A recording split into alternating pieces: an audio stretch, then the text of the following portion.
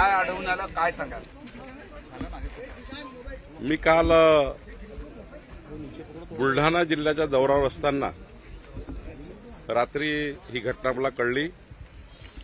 आता सरळ बुलढाणा अमरावतीवरनं इथे पोहोचलेलो आहोत.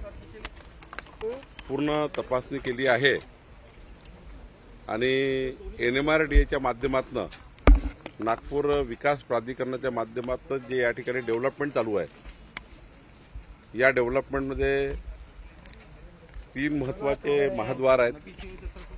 एक मुख्य महाद्वार आहे, एक दुसरा महाद्वार आहे, तिसरा महाद्वार आहे.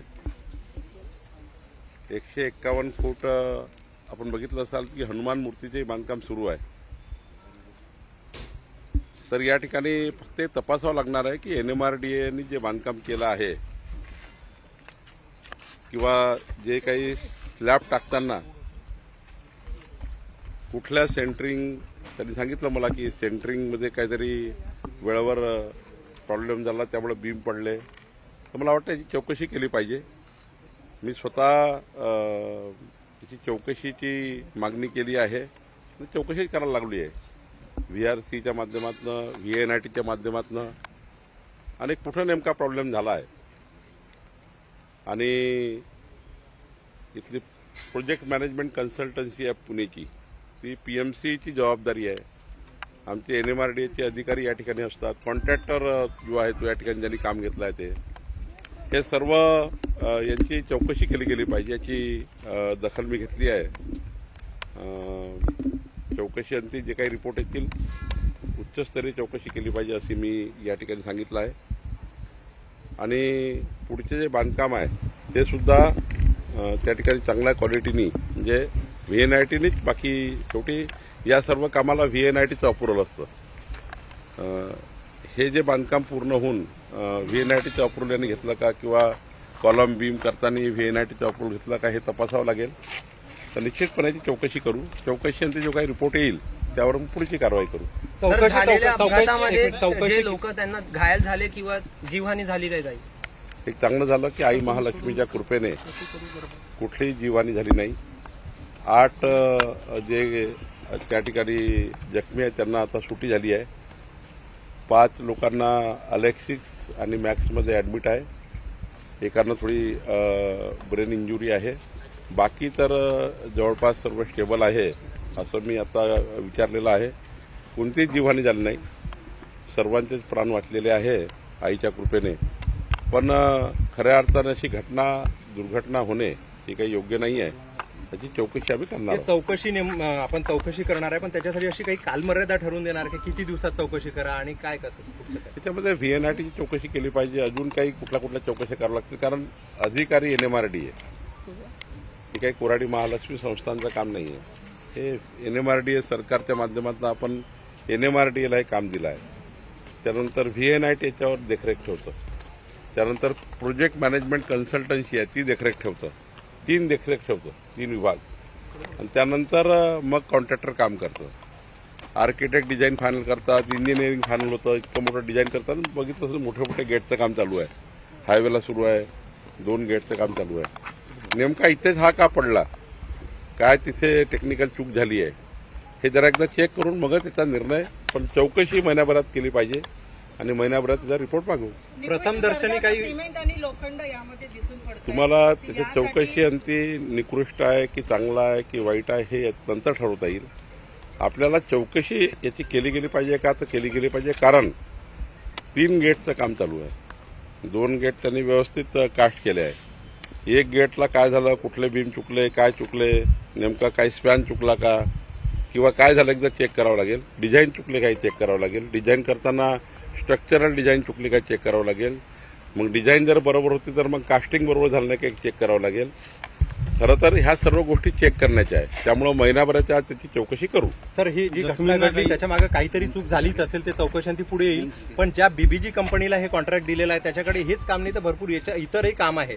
तर कुठेतरी त्या कामाला काही प्रतिबंध बसेल का, की काय नेमकं पुढच्या कामाची चौकशी केल्यानंतर शेवटी बाकी कामाचा या कामाचा काही संबंध नसतो. ज्या कामात हे झालं आहे, ज्या कामामध्ये या ठिकाणी हा ऍक्सिडेंट झाला आहे, हा जो मोठा दुर्घटना झाली आहे, या कामाचं चेकिंग केलं पाहिजे. बाकी इतर ठिकाणी कामं चालू असतील त्याचा याचा काही संबंध नाही. पण या ठिकाणी जे काम चालू आहे त्याची चौकशी मात्र या घटनेची झाली पाहिजे. याकरता महिनाभराच्या काळामध्ये कंपनी, PMC, NMRDA आणि संबंधित सर्व आर्किटेक्ट, डिझाईन सर्वांची चौकशी आपण करणार आहोत. राजकीय प्रश्न संजय राऊत गंभीर आरोप करत आहेत की जे जगदीप धनखड उपराष्ट्रपती होते ते बेपत्ता करण्यात आले, त्यांना नजरकैदेत ठेवल्याचे गंभीर आरोप ते करतात. याबद्दल खरंच मला मी प्रवासामध्ये आहे आणि तुम्ही काही राजकीय सांगतात त्याबद्दल मी आज काही बघितलं नाही.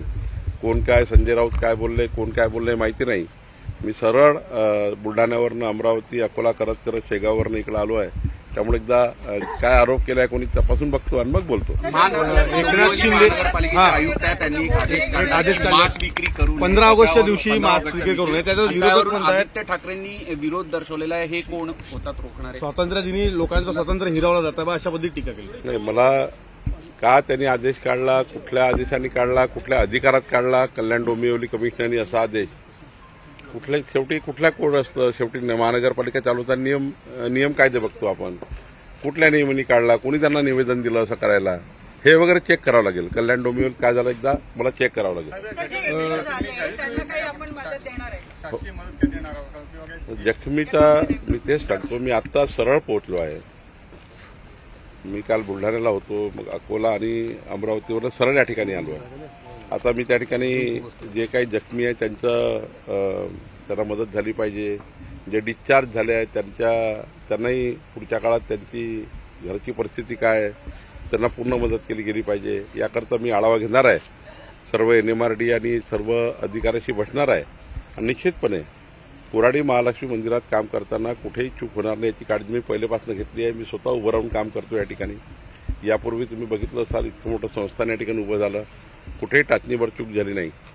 आणि या ठिकाणी कुठल्याही प्रकारचा कुठलाही भ्रष्टाचार सहन केला जात नाही.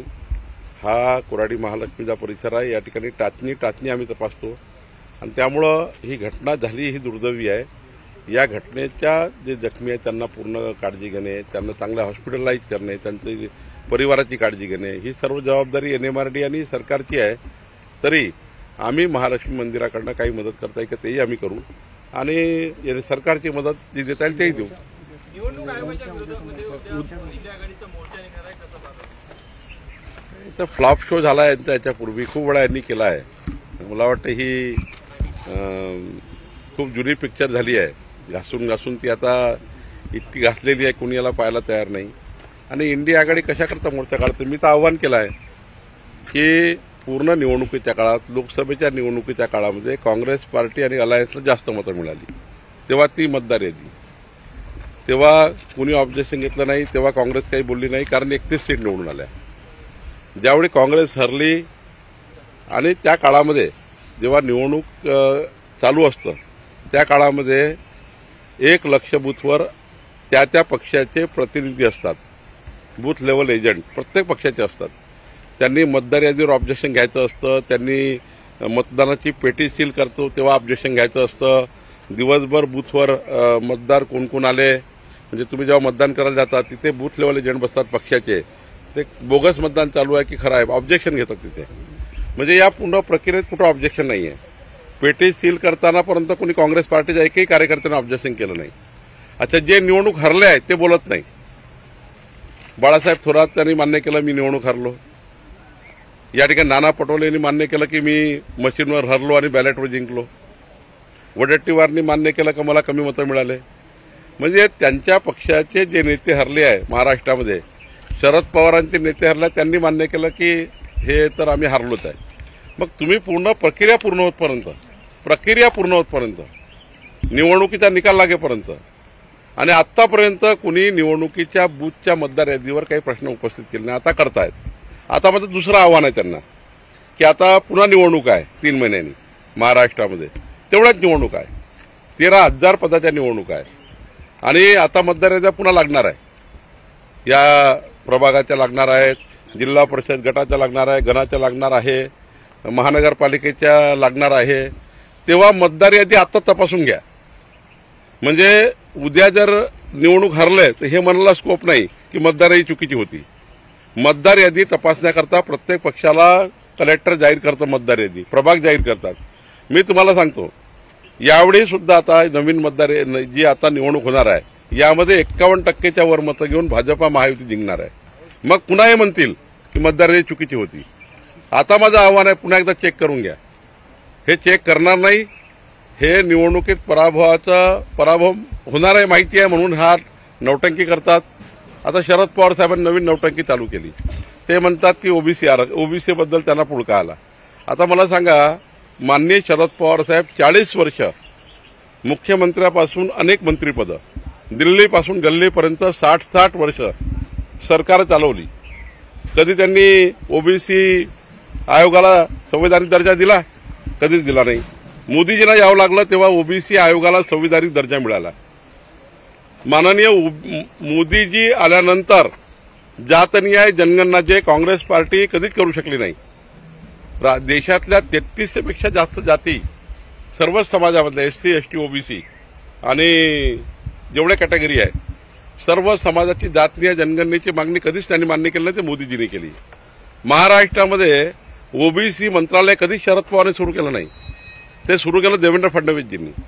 या महाराष्ट्रामध्ये ओबीसी आरक्षण जेव्हा गेलं, या महाराष्ट्रामधनं निवडणुकीमधून या जिल्हा परिषदच्या, स्थानिक स्वराज्य संस्थेच्या, कधी शरद पवार साहेबांनी त्याला सपोर्ट केला नाही. उलट देवेंद्र फडणवीसांना यावं लागलं. त्यांनी सुप्रीम कोर्टामध्ये अफिडेव्हिट दिले. आपल्या सरकारने, आमच्या सरकारने 27% ओबीसी आरक्षण कसं बरोबर आहे ओबीसीचं, 18 पगड जातीचं, हे मांडलं म्हणून निवडणुका सुरू आता लागल्या. नाहीतर निवडणुका 5 वर्ष अटकल्या होत्या. उद्धव ठाकरे सरकार होतं 2.5 वर्ष. ओबीसी समाजाचं 27% आरक्षण हे योग्य आहे का नाही हे मांडण्यासुद्धा यांना वेळ नव्हता. ते देवेंद्र फडणवीस सरकारने करावं लागलं. ओबीसी समाजाकरता 18 जाती समाज म्हणजे 18 पगड जातीकरता जे महामंडळ झाले ओबीसी मंत्रालयाकडनं, ते आमच्या सरकारला झाले. एकही शरद पवार साहेबांच्या सरकारमधलं नाही आहे. म्हणजे नावी समाजाकरता नाही, माळी समाजाकरता नाही, कुणबी समाजाकरता नाही, तेली समाजाकरता नाही, धोबी समाजाकरता नाही. सर्व महामंडळं आणि आर्थिक महामंडळं हे सर्व देवेंद्र फडणवीस सरकारने केलं. आणि आत्ता त्यांना निवडणुकीमध्ये पुळका आला या स्थानिक स्वराज्य संस्थेच्या, की आता ओबीसी समाज ना कधी शरद पवार साहेब यांनी ना कधी ओबीसी समाजाचं भलं केलं, ना कधी मराठा समाजाचं भलं केलं. मराठा समाजाला आपसात भांडवत ठेवलं. आज मराठा समाजाला जे काही त्या ठिकाणी वाव आहे तो देवेंद्र फडणवीस सरकारच्या काळात मराठा समाजाचं आर्थिक आणि सामाजिक सर्वेक्षण देवेंद्र फडणवीस सरकारने केलं. म्हणजे ना मराठा समाजाला कधी न्याय दिला, ना ओबीसी समाजाला कधी न्याय दिला. आता नौटंकी चालू केलं आहे. त्यामुळे हे नौटंकीबाज आहे. यांना निवडणुकी आला का यांचा नौटंकी चालू होते, निवडणूक संपली का घरी बसतात. आणि त्यामुळं ओबीसी आरक्षण असो की निवडणूक आयोग असो, यांना फक्त निवडणुकीचं राजकारण करायचं आहे. आम्हाला मात्र समाजाच्या शेवटच्या गरीब माणसाच्या कल्याणाच्या आमचा अजेंडा आम्हाला पूर्ण करायचा आहे. विकसित भारताचा अजेंडा माननीय मोदीजींनी घेतलेला आहे. विकसित महाराष्ट्राचा अजेंडा फडणवीसजींनी घेतलेला आहे. आम्ही आपल्या अजेंड्यावर काम करतो आहे आणि आम्हाला यांच्या कुठल्या आंदोलनाला काही फरक पडत नाही. ना आयोगाच्या आंदोलनाला फरक पडत नाही, ना या ठिकाणी ओबीसी आंदोलनाला फरक पडत नाही. कारण ओबीसीला आणि मराठा समाजाला न्याय द्यायचं काम हे देवेंद्र फडणवीस सरकारने केलं आहे. संजय राऊतांनी म्हटलंय की काही एक भाकीत केलं संजय राऊतांनी की एकनाथ शिंदे जम्मू काश्मीरचे राज्यपाल होतील, ते कायम जम्मू काश्मीरच्या दौऱ्यावर असतात. नाही, मला संजय राऊत काय बोलले याच्याबद्दल काही माहिती नाही आणि त्यांनी त्याचं उत्तर काय मी द्यावं हे काही बंधनकारक नाहीये. एकनाथ शिंदे साहेबांशी बोलले आहेत, एकनाथ शिंदे साहेब योग्य उत्तर देतील. सर हिंदी में जानना चाहेंगे, कल यहाँ जो दुर्घटना हुई कितने लोगों को हताहत हुई, क्या हुआ, आपने मुआयना किया? 17 से 18 जो यहाँ पे काम करने वाले एक क्लास 3 क्लास 4 का वर्ग था, उनके दुर्घटना में चोट लगी है. 8 लोगों को डिस्चार्ज किया गया. 5 लोग अभी अलेक्सिस और मैक्स में हैं, जिसमें से एक को थोड़ा ब्रेन इंजुरी है. बाकी तो माताजी की कृपा से किसी को कुछ नहीं हुआ है. ये माताजी को मैं उनका चरण छूकर स्पर्श करके धन्यवाद व्यक्त करता हूँ. लेकिन जिस प्रकार से इतना बड़ा यहाँ कंस्ट्रक्शन चल रहा है, कहीं चूक नहीं हुई है. 151 फीट की हनुमान जी की मूर्ति बन रही है, आप जाके देखेंगे वहाँ कहीं चूक नहीं दिख रही है. 2 बड़े-बड़े 3 बड़े-बड़े गेट बने हैं, वहाँ कहीं चूक नहीं हुई है.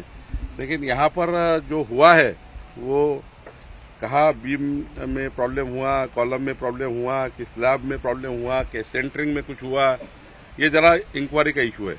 VNIT और बड़ी बड़ी संस्थाएं हैं, उनसे इंक्वायरी करेंगे। 30 दिन में इंक्वायरी रिपोर्ट आएगा और निश्चित रूप से जो दोषी होगा, क्योंकि इसमें NMRDA काम कर रही है, कुराड़ी संस्थान काम नहीं कर रहा है, कुराड़ी मंदिर ये काम नहीं करते क्योंकि गवर्नमेंट का काम है, तो NMRDA काम करती है, उसके ऊपर VNIT चेक करती है, उसके ऊपर प्रोजेक्ट मैनेजमेंट कंसल्टेंसी देखती है, कॉन्ट्रैक्टर के इंजीनियर देखते हैं, NMRDA के इंजीनियर देखते हैं, 5-6 लोग चेक करते हैं, उसके बाद ही ये बांधकाम होता है। तो 5-6 टीम जब चेक कर रही है NMRDA से लेके VNIT तक, तो यहाँ क्या हुआ है, क्यों हुआ है और किस कारण से हुआ है, इसका इंक्वायरी हम करेंगे। महीने भर के अंदर इंक्वायरी करेंगे और जो दोषी है उसके ऊपर भी कार्रवाई करेंगे। कॉन्ट्रैक्टर की गलती होगी तो उसको डिस्क्वालीफाई करेंगे, PMC की गलती होगी तो PMC को निकाल देंगे और जिसका गलती होगा उसके ऊपर कार्रवाई होगी। जो यहाँ पर जिनका एक्सीडेंट हुआ है उनको संभालने का काम हम कर रहे हैं, मंदिर संस्थान से भी उनको हेल्प करेंगे और जो NMRDA है वो भी उनका पूरा इलाज करेगी। उनके आज तक जब तक इलाज चलता है तब तक उनका पेमेंट है, उनके परिवार की मदद है, सब कुछ करेगी NMRDA और सरकार भी करेगी। मैं आज पालक मंत्री करके आप यहाँ पर चेक करने आया हूँ, क्योंकि मैं जब दुर्घटना हुई तब मैं बुल्ढाना में था, बुल्ढाना से प्रवास करके मैं शेगांव अकोला होते हुए सीधा यहाँ आया हूँ। लेकिन पूरी इंक्वायरी करना ये मेरी जवाबदारी है, क्योंकि जो बांधकाम चल रहा है ये मेरे देखरेखता में चल रहा है। एक एक चीज को मैं खुद देखता हूँ, लेकिन मैं जरा प्रवास पे था और ये स्लैब जो हुआ है इसका मैं इंक्वायरी निश्चित करूंगा, क्योंकि कुराड़ी महालक्ष्मी मंदिर में कोई भी चीज बनती है तो वो क्वालिटी की बनी है और यहाँ क्या चूक हुई है ये हम देखेंगे। और चुनाव आयोग ने एक बार फिर सख्ती से दोहराया, राहुल गांधी या तो नियमों के अनुसार डिक्लेरेशन दे या फिर अपने झूठे आरोपों को वापस मांगे और देश से माफी मांगे। कौन? राहुल चुनाव आयोग ने एक बार फिर सख्ती से दोहराया, राहुल गांधी या तो नियमों के अनुसार डिक्लेरेशन दे या फिर अपने झूठे आरोपों के लिए देश से माफी मांगे। मैंने अगर चुनाव आयोग की बात की तो लोग बोलेंगे चुनाव आयोग के वकील बावनकुले बन गए, ऐसा बोलेंगे। लेकिन ये बात सही है कि बार बार चुनाव आयोग राहुल गांधी के हर जवाब का उत्तर दे चुका है। ये सारी 140 करोड़ जनता ने देखा है, उसके बावजूद भी बचकाना हरकत राहुल गांधी कर रहे हैं। केवल अपनी पार्टी बचाने के लिए चुनाव आयोग को कटघरे में खड़ा कर रहे हैं, खुद की पार्टी बचाने के लिए। उनकी पार्टी डूब गई है खुद के विजन से। ना उनको देश की कुछ परिस्थिति मालूम है, ना देश के हालात मालूम है, कोई राज्य का उनको कोई लेना देना नहीं है। देश के जनता को क्या कैसा लेके जाना आगे वो नहीं मालूम, विकसित भारत कैसा हो ये नहीं मालूम, कुछ भी नहीं उनको समझना है। समझना है कि राजनीति अपनी पार्टी बचाने के लिए चुनाव आयोग को कटघरे में खड़ा करो, अपनी पार्टी बचाने के लिए उनको हाईकोर्ट को सुप्रीम कोर्ट को कटघरे में खड़ा करना है। सभी जितने भी संविधान से महामानव डॉक्टर बाबा साहेब आम्बेडकर जी ने जो संविधान से जो संस्थाएं बनाई है सबको बदनाम करना है और अपनी राजनीतिक रोटियां सेकनी है। इनको कुछ लेना देना नहीं है, झूठा बोलना है, झूठ बोलना है और पब्लिक के सामने जाना है। इनको पूरा जनमत इनके पास से चले गया है, इनकी जमीन खिसक गई है, इनके पास कुछ बचा नहीं है, इसलिए ये बचकाना हरकत कर रहे हैं। Thank you sir.